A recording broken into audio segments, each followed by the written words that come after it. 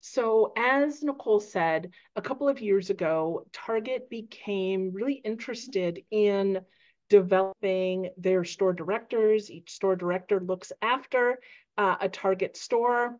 Target has 1,950 stores across the US and 400,000 plus employees that they call team members.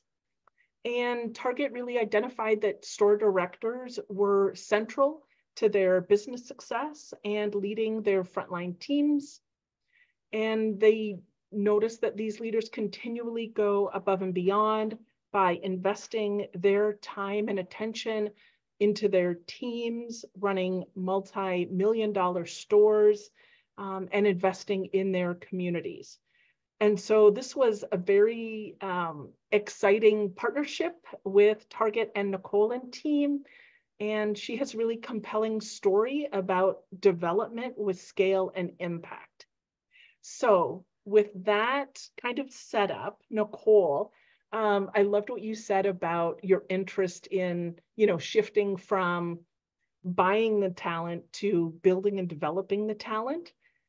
So what got you interested in making that shift? Mm, it's a good question, Corey. And I think for me personally, it connects to my purpose in what actually drew me to recruiting, what's drawn me to leadership, and now it's drawn me to learning and development, which is I've personally always had a passion around understanding why people are the way that they are, why they do the things they do, how they think about things. And in recruiting, it was really fun to understand, what is someone's strength that they might not even see in themselves? And how can I match that with a job that's going to maximize their potential and help them grow? And so that's what I love about being a leader.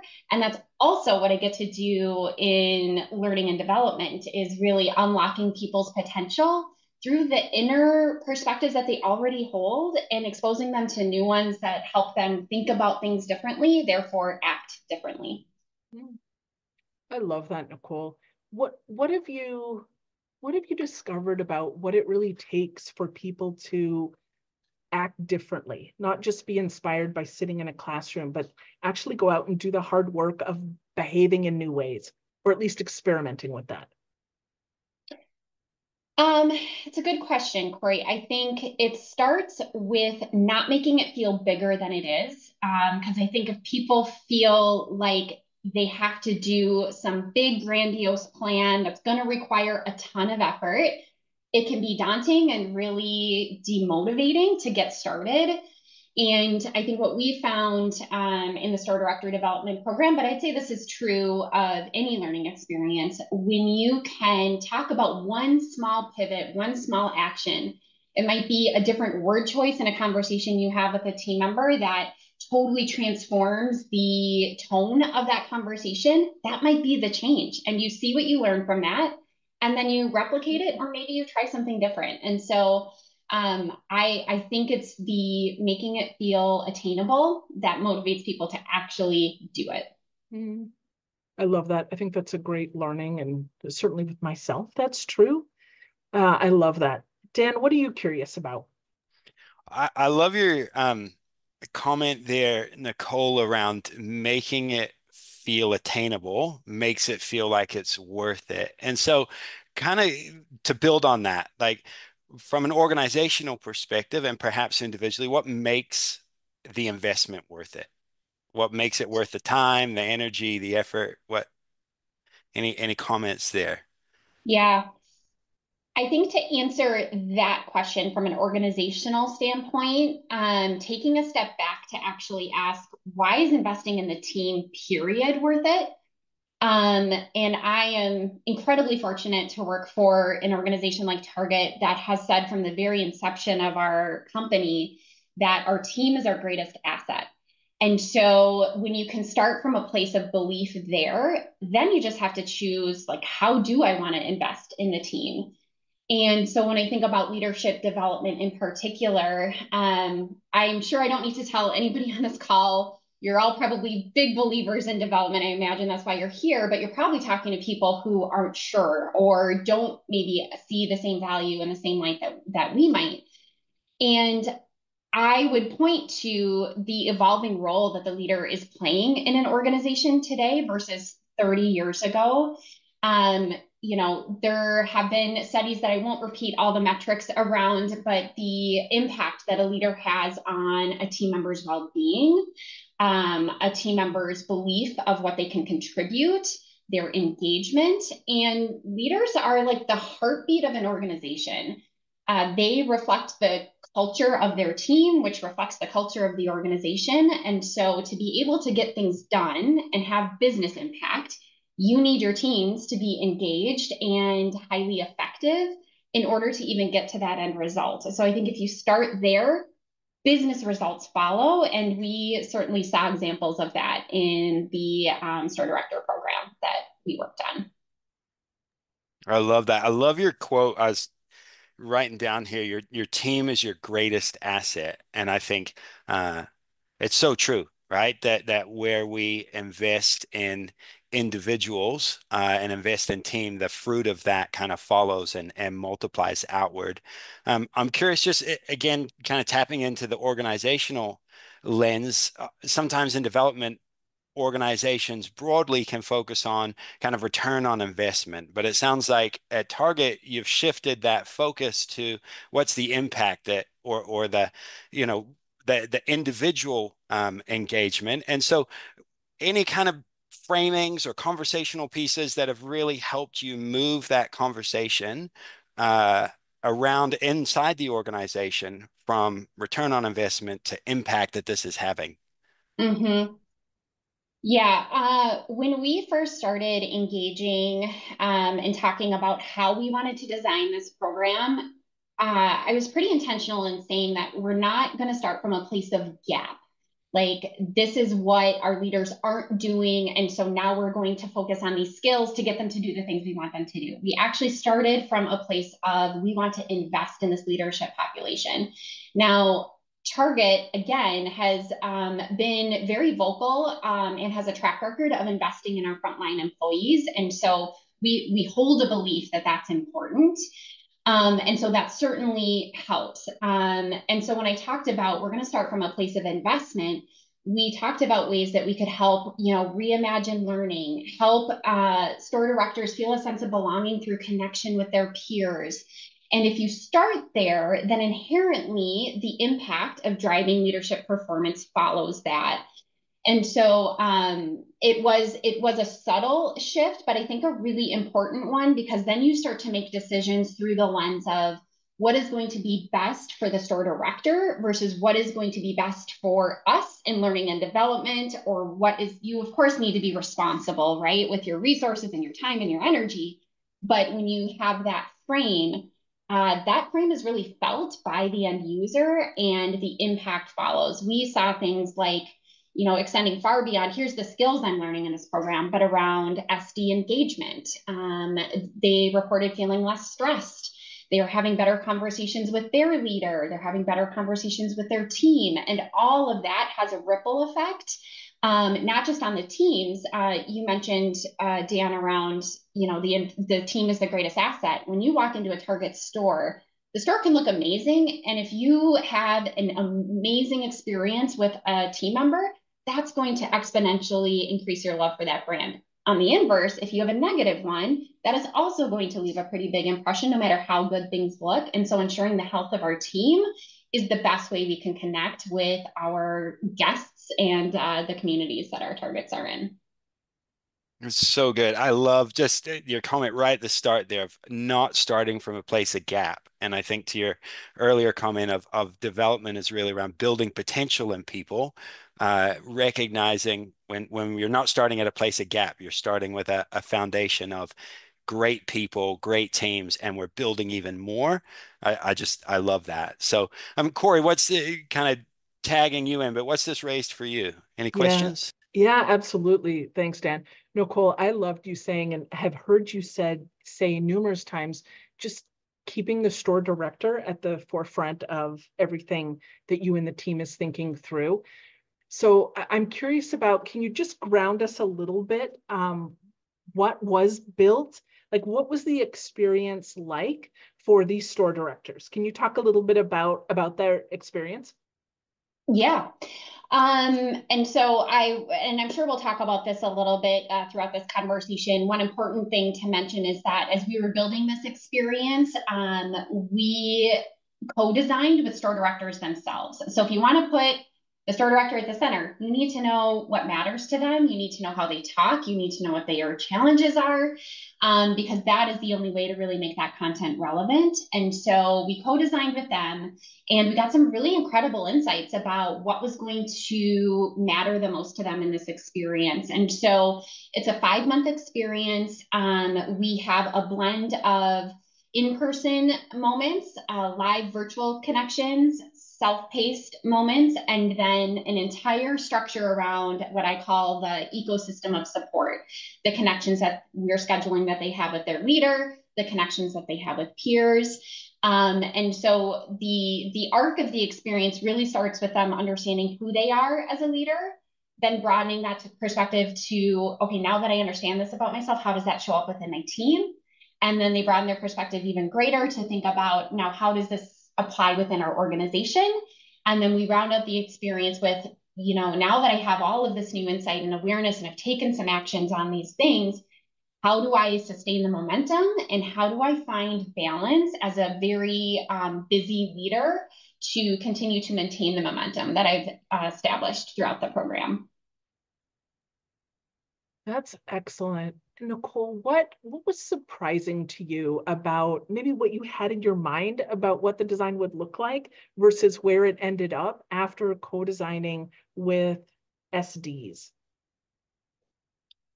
What was surprising? I was not surprised by by the co-design SDs telling us that time is the biggest barrier, because we hear that of leaders in general, and I think that is like times that by 50 in a frontline leader position. So I was not surprised by that, but I think I was surprised by their the desire that they had for balance. The desire wasn't so surprising, but when I think about the things we put in place to try and encourage that, the craving for it was so deep. And so when I thought about the experience, in my mind, I had sort of thought we'll probably build upon these things because that's usually how a learning experience goes. But trying to carry that through line of balance all the way throughout that experience was surprising to me. And also the criticality of that ecosystem of support. That was like a hypothesis that I think we had, and a belief that we knew we needed to design for it. And then to see the impact that the peer conversations had and the leader conversations had in that experience, and the collective buy-in of the organization around it, what it meant for SDs to protect their time for this experience, was something that was also, surprising to me. That's excellent. I could go deeper on that, particularly around, I thought it was really masterful how you manage stakeholders to get this message of protected time for the store directors to invest in their own development. That was something that I hadn't seen before that I thought was really done well. So congrats on that. Dan, what does this raise for you? It makes me a little curious, or a lot curious, I guess. I love your comment on the criticality of peer support, and it kind of makes me wonder, thinking about kind of untapped possibilities to pursue, or hurdles to overcome for those on the global chat call with us, or listening later. How might they go about this themselves? Any wisdom to share, or insights from your own journey of how do you set up a development program to scale like this? Mm-hmm. There are a handful, I think, of like hurdles to overcome. And so I don't talk at you all too long, like stop, interrupt me, ask a question, or like ask me to go deeper on something, because I don't want to lose your attention. But so the first one I think is having a really compelling opportunity to go after. Corey did a really great setup on the role of a store director. When you think about the size of the teams that they lead, They can have anywhere between 200 to 400 team members. So it's a really critical leadership population for Target. And my team was set up in 2022. So when you think about not just retail, but frontline in general, and the effects that our essential workers were feeling from COVID, it was magnified, and the leadership skills, the complexity, everything that was happening in the world in COVID, our frontline teams were feeling like day to day in their interactions. And so we agreed it was a really critical leader population to go after. I think that's the first hurdle to overcome, have that alignment. But historically, when you think of a geographically dispersed team, it can be really hard to create an experience that's immersive and customized in a way that feels really meaningful. And so I think that's the second hurdle to overcome. Is like, well, how do you do that? And it's hard work, but it's really worth it. I've heard Adeption use the line, "What works doesn't scale, and what scale doesn't work." And I think that's oftentimes because our tendency in L&D might be to like neutralize the content to make it applicable to as many people as possible. And while that is a worthy thing to go after, what we're asking people to do then is take scenarios or take examples and make the mental leap to, okay, how do I transform what they just told me into my day-to-day environment? And what we were able to do by targeting the store director population is we were able to listen to the insights they were telling us and then give them scenarios, language, etc., that felt really meaningful. And there's an art to that. My team paid attention to details as small as, how do we communicate in the inbox? Does a store director feel like we're talking directly to them and we're engaging with them? Or does it feel like any other generic inbox that they get?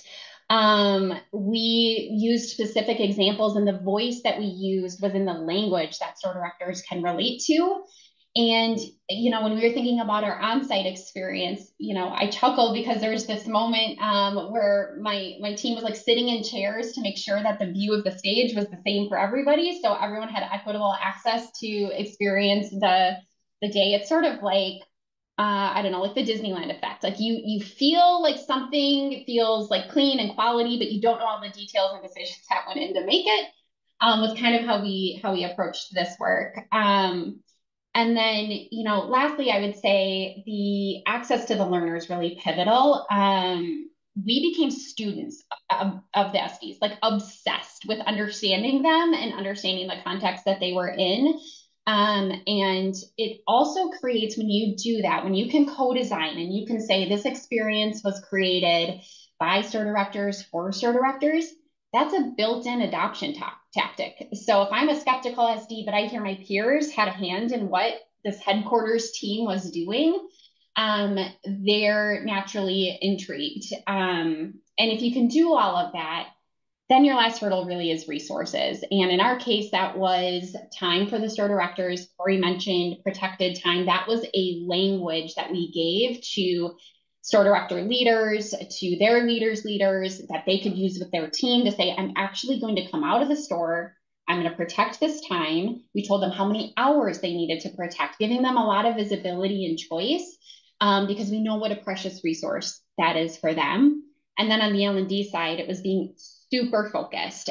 We created our pilot program in like 6 months before we had our first engagement with store directors.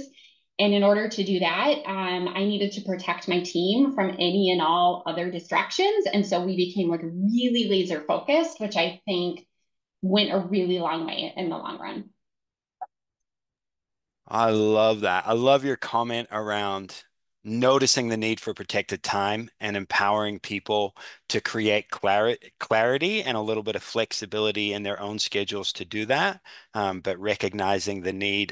Again, your comment on becoming students of, you mentioned the store directors, but I think for everybody on the call, the importance of becoming students of your participants. What are they thinking, feeling, doing now, and where do we want them to be in the moment, in the learning and development intersection, but also where do we want them to be long term? So I love that. And then just as an aside, your comment on trying all the chairs, I'm thinking, man, I got some work to do as a facilitator. I'm going to start sitting in a whole bunch of seats to see how it looks and feels from different parts of the room. So I love that. Quick follow-up. Corey mentioned earlier around stakeholders, and I'm curious in that kind of hurdle space. Do you have any wisdom to share on engaging senior stakeholders to get buy-in for a large-scale leadership development or for the direction that you're taking? So you maybe had initial senior stakeholder engagement to say, yes, we're empowering you to go and do this, but as you developed it, maybe there were directions that you wanted to take, things that you wanted to do or not do. Any wisdom on kind of navigating senior stakeholders?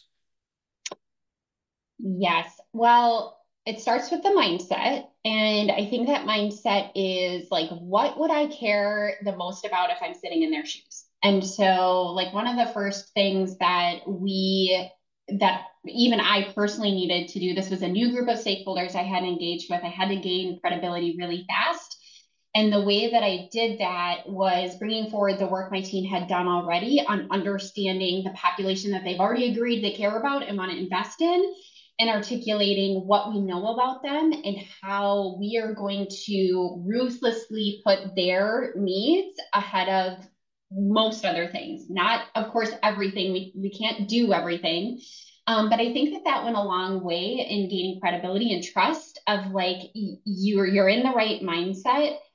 The second component is highlighting, I would say two things. One is around measurement. As much data as you can continue to bring forward about what's working, what's not working, you gain just as much trust by talking about this didn't go the way that we expected, and here's what we learned from it, and now this is what we're going to do differently. So you're not just bringing forward all the bright spots all the time, because then you leave your stakeholders wondering, what is there something else happening? Because not everything can always be perfect. And I think the frequency of communication and bringing forward the perspectives from the learners. So instead of me going and saying, I think we should do blank, I was saying, SDs told us that getting out of their store and having face-to-face connection with their peers is important. And we know they're the top leader in their store. And so that's how we were able to facilitate the conversation of having a live in-person moment, because it's what the SDs told us that they crave. And it would fulfill this aspiration we were going after of making sure that SDs felt invested in as a result of this experience. And so it becomes so much less about you and your team and more about what you're hearing collectively and learning collectively to help those business leaders make informed decisions and continue to support and advocate for the program. Nicole, when you talked about, really listening to them and hearing them say that they wanted a moment to connect in person, it builds on this question that Misty shared in chat. So did you pull them out of the stores, or did you conduct any of the training virtually? Can you talk a little bit about that? We did both. So we kick off with them at our headquarters in Minneapolis. It's a 1-day kickoff, which goes by in a flash, but is very impactful even in just that one day.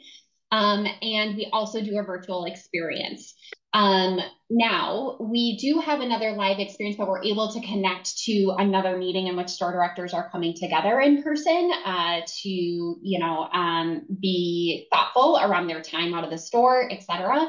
But even when we're not pulling them, together live and in person, we are encouraging them, as I mentioned, to get out of their store when they're having connections with their peers or even their DSDs. Just changing the place that you are having conversations, I think, has a really big impact on your mindset and being able to digest new and different perspectives as well. Like when you think about these store directors, they're sitting in an office with a door open, a walkie going, team members coming in and out, email going. I mean, the amount of like distractions that they have to work through, and they do it masterfully, I might add, is a lot. And so getting them to change their place and perspective to be able to focus is also equally as important as when they're in person. Thanks, Nicole. and agree. I mean, the store directors were so grateful to be able to visit Minneapolis, some of them for the very first time. So love that they shared that, and that was something that the team listened to and built on. There was another question from Suzanne in terms of how the experience was developed. So she said, what was the expertise needed to do the co-design? And what was the size of the investment, time and effort in co-design versus the delivery?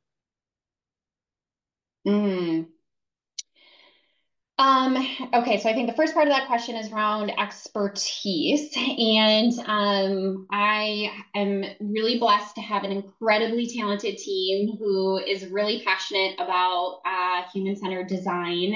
And so being able to do that in partnership with Adaption, that is the expertise is really how do you get people, how do you facilitate a conversation that extracts information that is going to be useful for you. So your energy and effort is going into the right questions and the flow of the experience to get the information that you need. And when we talk about co-design, and I think that's what has been really refreshing for store directors about this program is, we're not pulling them together to talk about best practice or how to do this one thing that they have to do in their store and getting really granular. We trust that those conversations will actually happen with their peers and that there's collective knowledge and wisdom within that peer set to be able to satisfy the more functional components of learning for that particular population. So the expertise from the store directors was they just had to come and bring their perspective that they had from the stores that they sat and the perspective of their peers and represent that in the conversation. Corey, what was the second part of that question? It was around time and effort that went into co-design versus delivery of the program. So I mentioned, we designed the program within about 6 months. Now, even as we got into the program, we were building it a little bit as we were flying because it was such a short amount of time to move to actually launch. And then in terms of delivery, there is, as I mentioned, blended moments. So the resource and capacity is very high during facilitated moments. But then, through Adaption, we are able to connect directly with store directors and coach them in the platform in those moments when we're not necessarily engaging with them in a live classroom. I'd say that requires less capacity than obviously facilitation does. But I'd say it's fairly evenly balanced between what it took to design and what it took to deliver.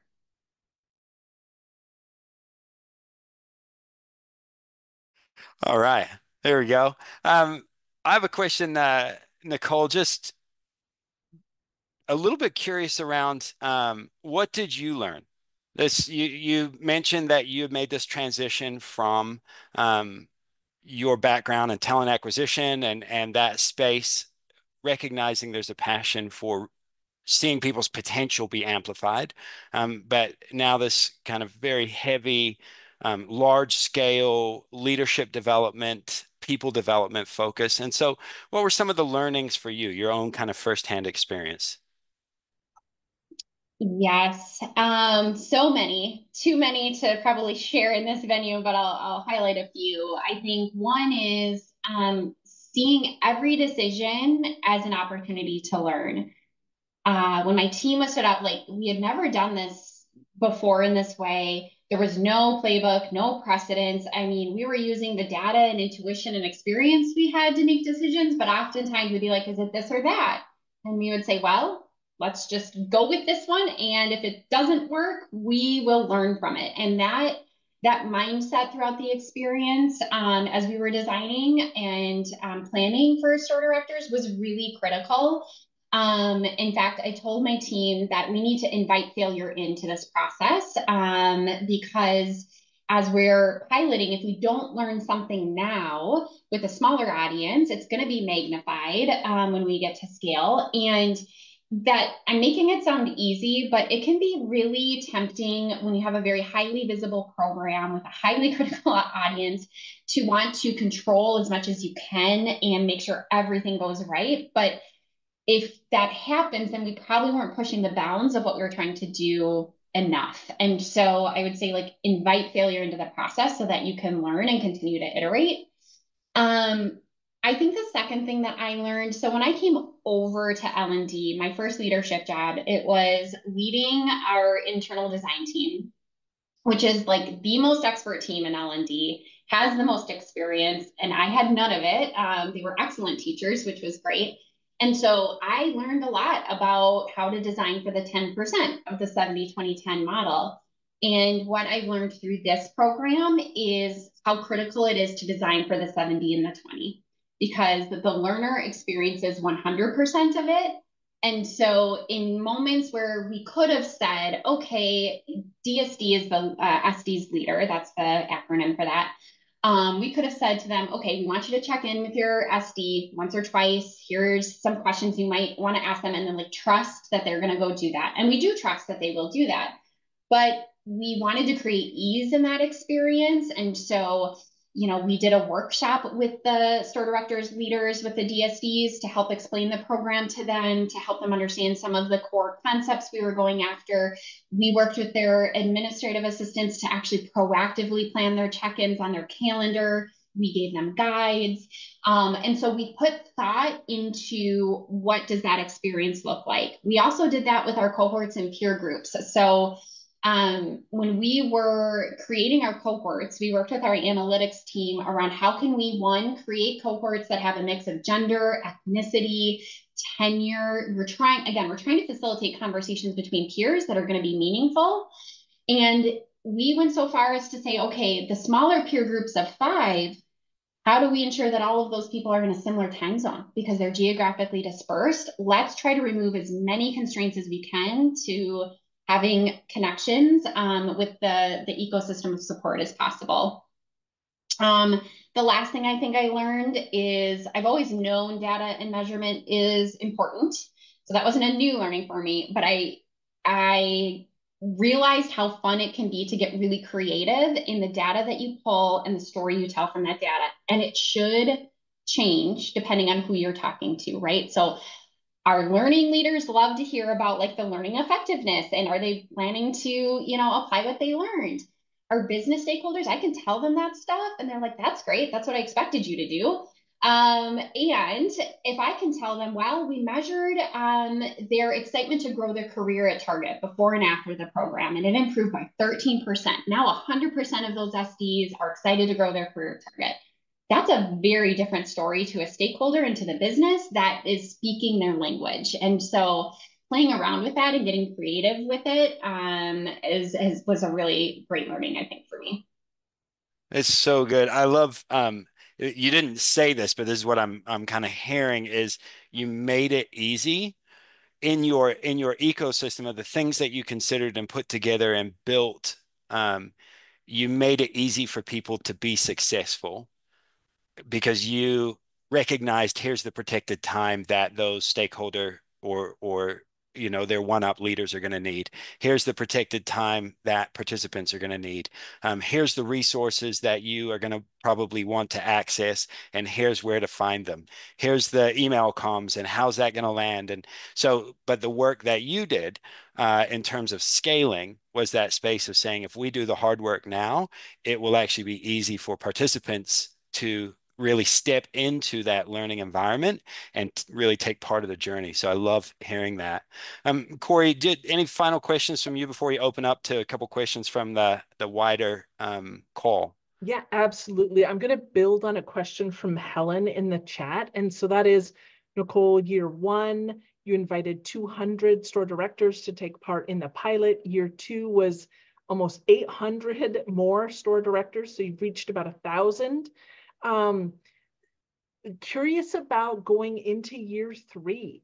What inspiration would you share? What are you thinking about doing differently in response to store director feedback?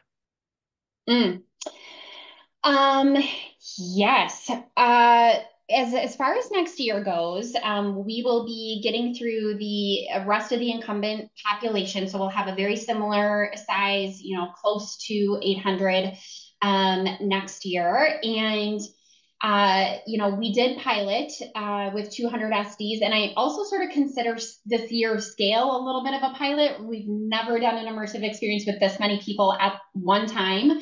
And so we are learning some things. We're learning things like, even with the amount of structure we tried to put in place for things like peer connects or DSDs, I think there's things we can explore or unearth there about how do we get the most out of those conversations with peers and DCs, knowing how critical store directors feel about those conversations.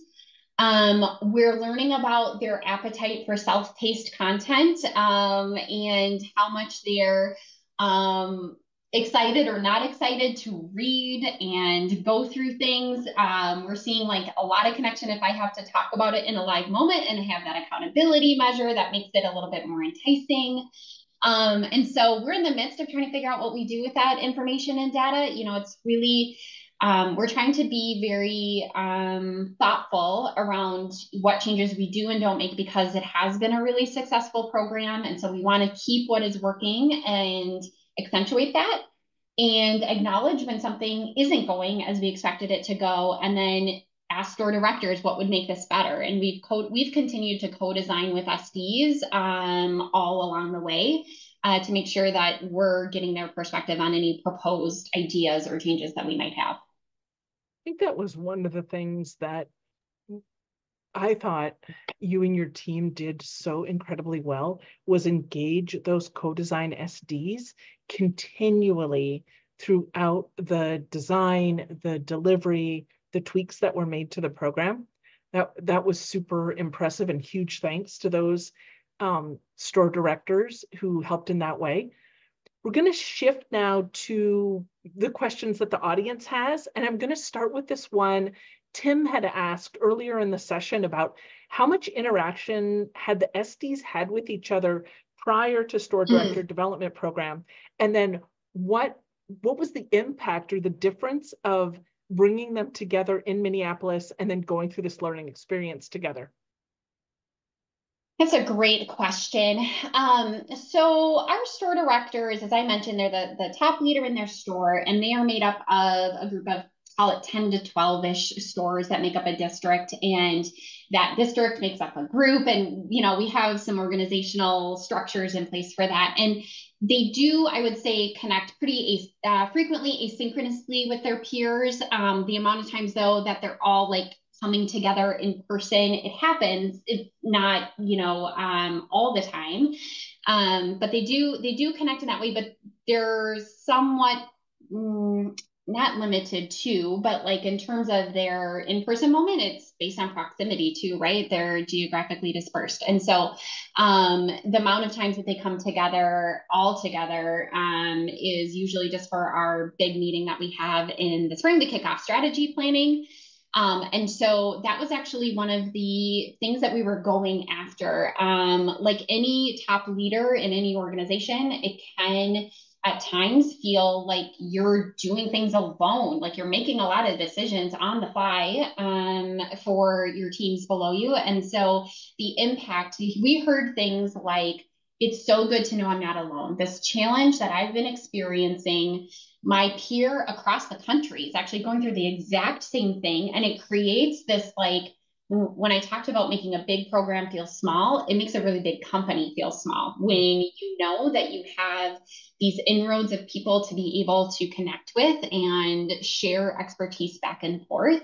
And so it was immeasurable, to be honest. I think the value that they found out of that protected in-person time. Thanks, Nicole. I'm going to highlight one other question from the chat, and then Dan, if you have one.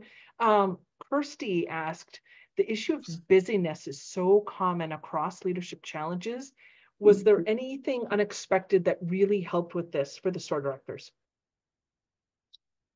To go back a little bit to having terminology and language to use, one of the things as we were studying store directors that we uncovered is, and this is true probably of a lot of leadership populations, but like a lot with the store directors, which was they're really selfless leaders.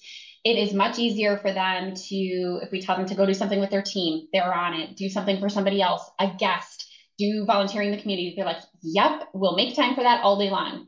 But when we say, now do that for yourself, we heard early on, like, I feel guilty doing that. I'm not used to doing that. It's much more natural for me to do that for other people.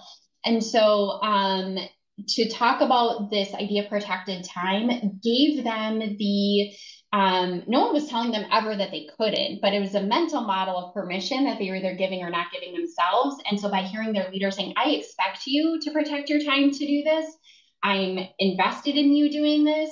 That I think was the unlock for us, for them to be able to counteract getting wrapped up in the day-to-day churn of their jobs and really giving them something that collectively this entire big group of store directors are hearing from senior leaders, their leaders, that I'm expected to actually spend this time on myself, because if I can invest in myself, then I can invest in others. Thanks, Nicole. So good. A little bit of a two-part question. I'm looking at Joy's question in the chat here and Sarah's. And Joy had asked around between pilot and then, pilot of 200 and scaling up to 800, unexpected surprises. And then Sarah had asked a little bit beyond, protected time was obviously incredibly valuable, but maybe a little bit of what else really resonated with participants. And so is there something in there that kind of answers both of those, that was both a learning from the pilot that was, wow, that was unexpected, and then that carried over into scale that was really significant in empowering the store directors to really engage and get the most out of the program? I would say sort of gets at this question, but it was another surprising thing that we heard during our pilot last year, which was, when you think about doing a program like this and you're catching a broad sweep of tenure, we have some store directors that have been 25 years as a store director, some that have been 3 or 4. And you think about like a learning journey for a leader like that, who's been a leader for a long time. It was so fun to hear from our most tenured SDs. Like, I've been an SD for 25 years, and one, I've never had an experience like this. And two, I actually didn't know how much I needed this until I actually started doing it. And so, carrying forward, I think that sentiment to our scaled SDs. My team and I, as we were planning for scale, we use the term, like, we want to relieve any unnecessary anxiety and allow them to feel the like necessary uncomfortable moments as they go into this. And so we spent a lot of time. I think we didn't realize how much. We knew they liked structure. We didn't realize how much they liked structure. And what they were asking for, even so much as like, put this on my calendar for me, so I know that it happens. And so trying to, again, remove friction and make things easy, even if it means more work for us, but we know that that will pay off in impact and the sentiment that they have towards the program as a result. So good. I just was looking at Mark's comment in the chat there around permission and expectation to invest in self. And I had, as you were sharing that, Nicole, written here, just that opportunity creates unlock. And so the fact that there was a structured opportunity to lean into elevated that kind of collective sense across a cohort or groups of cohorts to really press into the opportunity and then elevate it for themselves. And so, want to switch gears just a little bit for everybody that's on the call here. And one of the things that Corey mentioned, part of global chats is provoking thinking and then elevating action. And so Nicole sharing here with us around scaling development at Target has really provoked thinking, but I want to give everybody an opportunity to engage in a little bit of action. And so some of the things that Nicole has shared, she mentioned protected time, not starting from a place of gap. I mean, maybe it's as practical as, sitting all the chairs. We talked about opportunities creating unlock. But what's something that you've heard? So firstly, what has elevated your thinking for you? So I'd love for you just to take a minute and capture, if you haven't already captured, or maybe you want to put a circle around something or a star next to something, but what's elevated your attention out of this conversation and the sharing from Nicole? So first part is identify it, and second part is type it into the chat, but don't hit send yet. Go ahead and type it into the chat. What's that thing? I'll give you a minute just to identify it.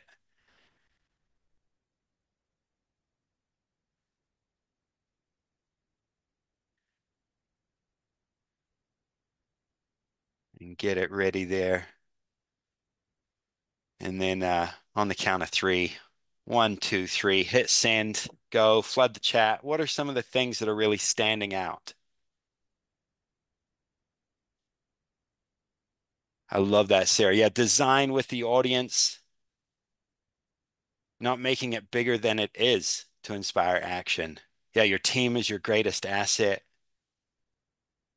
Yeah, if we don't learn from the pilot, we magnify issues. Yeah, taking that opportunity to pause and say that really was a genuine pilot. We genuinely hit pause and learned some things. Inviting failure into your design. So stepping out on the edge of your own kind of, well, this feels uncomfortable, but this is how we are going to grow, and this is how our participants are going to grow. I love that. And then maybe it's on your own, or maybe it's something that you are borrowing from someone else's there in the chat. But what's maybe in your world? I know there's a range of people on this call in a variety of roles and places around the world. But what's your action to take from those insights? So I've heard from Nicole, we've captured some great, how that really provoked my thinking or provoked others thinking, the wisdom of the crowd there in the chat. And so what's maybe a little action for you that you could apply, something to experiment with? Depending on your time zone, it might have to be tomorrow. But if you're in New Zealand, you could experiment today. What could you try? And you're welcome to share that action in the chat. Someone else, again, might be inspired by your action. So if you're comfortable to share, go ahead and pop that in the chat. Corey, any of these two that are just standing out to you as well as you're seeing them? They're so great. The one theme, Nicole, people are really curious about how you invited failure into your process. Can you just talk a little bit about that? That's gotten a lot of interest, and it isn't something we typically hear. Oh gosh, to try and think of some specific examples. I mean, I remember my team and I, as we went through pilot, we're looking through all the data and feedback, got really great remarks, etc. We were sitting in a whiteboard thinking about all the ways we could slice and dice 750 cohorts and what does that look like. And at a certain point, we just had to choose one, not having any idea if that was the right decision. And the conversation at that time was, if this doesn't work, we will learn from it, and that's going to help us the next year. And so coming up with really big ideas and within the context and the reality and the environment that you're operating within, but like flaring out to really big things. And if that really big thing is going to drive really big impact, or you believe that it will, then you're inviting the probability that it might not, because you have no precedence and you don't know for sure. But it gives you the permission to lean into something that might be really impactful and relieve yourself of the constraint that, and this needs to go perfect. And if it didn't, we didn't do it the right way. It's just, we did it really big, and now we've learned some things about how to do it better next time. Love that focus on learning. That's what we're here to do, right? Thanks, Nicole. So good. It reminds me, Nicole, a phrase that I heard you repeat a lot as we worked together was this idea of progress over perfection. So, yeah, really hearing that in what you just shared there that theme coming through. For everybody on the call, we've got about 5 minutes left just to tee up that in a month from now, our November global chat, we're going to have Andrew Fogarty with us, who is the horse whisperer based in New Zealand, has worked with everything from troubled teens to high performance teams, some of New Zealand and Australia's largest companies. And what has he learned from working as a horse whisperer? So not your typical kind of background coming into leadership and development and organizational success, but that'll be a super fascinating conversation. So watch out for that invite. As we wrap up on this, Nicole, just want to ask something that we joked about as we were going through the director development program at times was, a funny quote and going, hey, that'd be funny to put on a t-shirt. And so my question for you is, Nicole's like, what's your wisdom for us? A bit of advice, something, what would you get on a t-shirt that you should say, you know what, we're all going to buy that? Oh, that's like really impossible pressure, Dan. Oh my goodness. I mean, it's not anything monument. I think it's start small but dream big. That sounds so like cliche, but like it really proved out to be true throughout this program. And so on the fly, that's what I'm I gonna come love up it. I with. love it. Start small, dream big. I love it. I love it. So, huge thank you, Corey. Any final words, encouragements from you as we wrap up? No, just so much thanks and appreciation, gratitude, Nicole, for being here and sharing your learning, the impact that this program has had. I know Nicole's team is on the call, so big thanks to all of them. Just really, really appreciated having you here.